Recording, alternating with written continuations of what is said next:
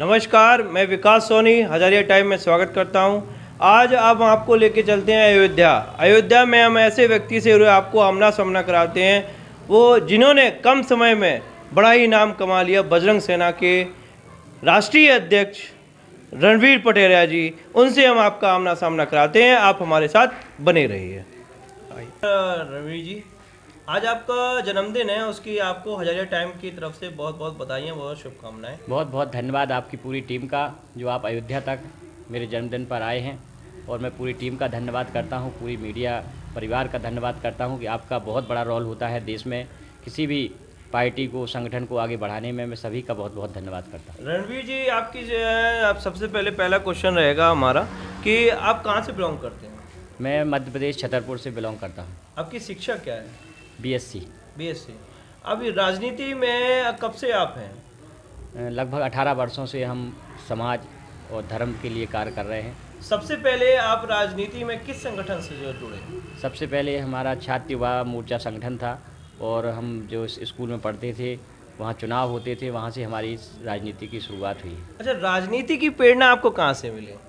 ये हमें जो हम जब स्कूल में पढ़ते थे छात्र जीवन में, और जब उस समय कक्षा 9th में थे हम, उस समय से ही हमें ये सेवा करने का एक जुनून अंदर आया, और वो लगातार आज तक हम लोग उसी भाव के साथ कार्य कर रहे हैं, देश के लिए, समाज के लिए, धर्म के लिए, और लगातार हम इस कार्य को करते रहेंगे। महुआ से लेके लखनऊ और अयोध्या की दूरी, इसमें कुछ मुद्दे ऐसे आए जो आपके दिमाग में हो, कुछ हमारे साथ शेयर करेंगे? जी, सबसे बड़ा मुद्दा बेरोज़गारी है, महंगाई है।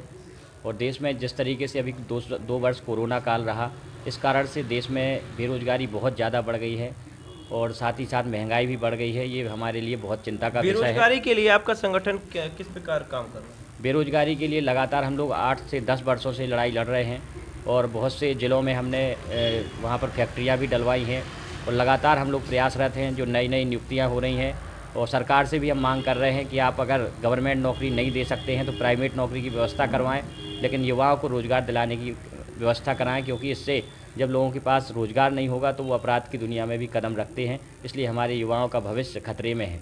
4.5 साल पूरे सरकार के हो गए। 4.5 साल पूरे होने के बाद भी इसमें वैकेंसी बहुत कम मात्रा में निकाली है, और बेरोजगार लोग आए दिन लखनऊ में धरना प्रदर्शन कर रहे हैं। उसके बारे में क्या कहना है? मैं जो बेरोज़गार भाई हैं उनके साथ हूँ।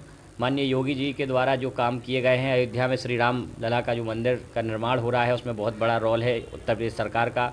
जनसंख्या नियंत्रण कानून लागू किया, इसके लिए मैं धन्यवाद करता हूँ। गौरक्षा कानून लागू किया, उसके लिए भी मैं धन्यवाद करता हूँ। लव जिहाद जैसा कानून भी उत्तर प्रदेश में बनाया गया, इसके लिए मैं धन्यवाद करता हूँ।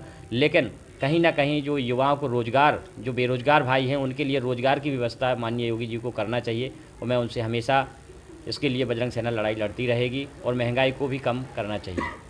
अब आरक्षण की बात करें तो अभी योगी सरकार ने 69,000 जो वैकेंसी निकाली हूँ, उसमें ओबीसी के लिए 27% आरक्षण था, लेकिन इसमें 2.7% ही आरक्षण मिला है। इस मुद्दे पे आप क्या कहेंगे? मैं तो आरक्षण के खिलाफ़ हूँ, और ये आरक्षण नहीं होना चाहिए। सभी भाई, सभी लोग समान हैं, और सबको एक जैसा ही हम सबको मानना चाहिए। ये आरक्षण से की वजह से जो वास्तव में अच्छे लोग हैं, जो पढ़े लिखे लोग हैं, जो विद्वान हैं, उन्हें वहाँ कहीं ना कहीं वो कमज़ोर रह जाते हैं। इसलिए आरक्षण के तो बजरंग सेना खिलाफ़ है, और हम हमेशा आरक्षण का विरोध करते हैं।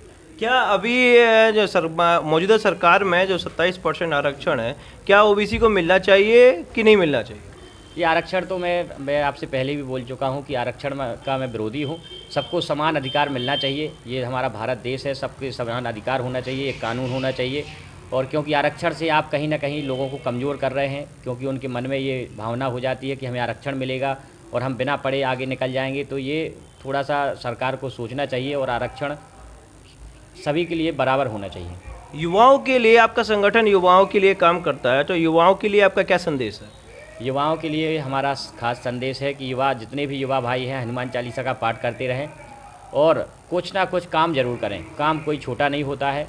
हमें अपना स्वयं का कार्य करना चाहिए, क्योंकि आप अगर किसी संगठन में काम करना चाहते हैं, आप किसी पार्टी में काम करना चाहते हैं, या देश का कुछ भी आप काम करना चाहते हैं, उसके लिए आर्थिक रूप से मजबूत होना बहुत ज़रूरी है। तो मैं युवा भाइयों से कहूँगा कि कुछ ना कुछ काम ज़रूर करें।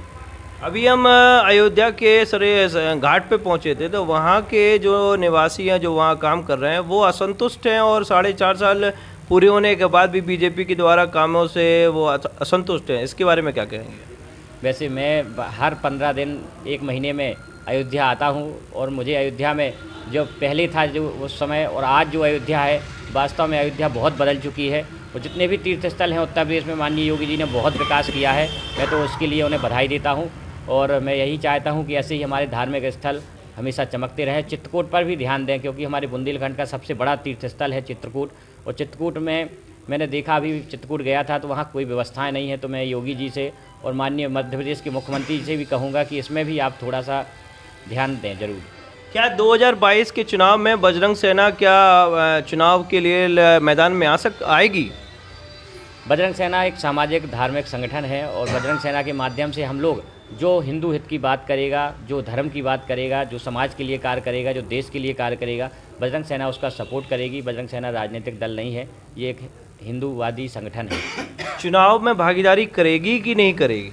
चुनाव में बिल्कुल भागीदारी करेगी। जो हमारे बातों को मानेगा, जो हमारे देश के लिए अच्छा कार्य करेगा, उसके साथ हम खड़े हैं और उसके लिए हम लोग कार्य भी करेंगे।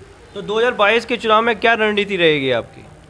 2023 में हमारी रणनीति है कि जो हमारा संकल्प है देश को हिंदू राष्ट्र बनाना, गौरक्षा कानून बनाना और युवाओं को रोजगार दिलाना, महंगाई को कम करना। अगर ये जो भी सरकार करेगी उसका हम समर्थन करेंगे।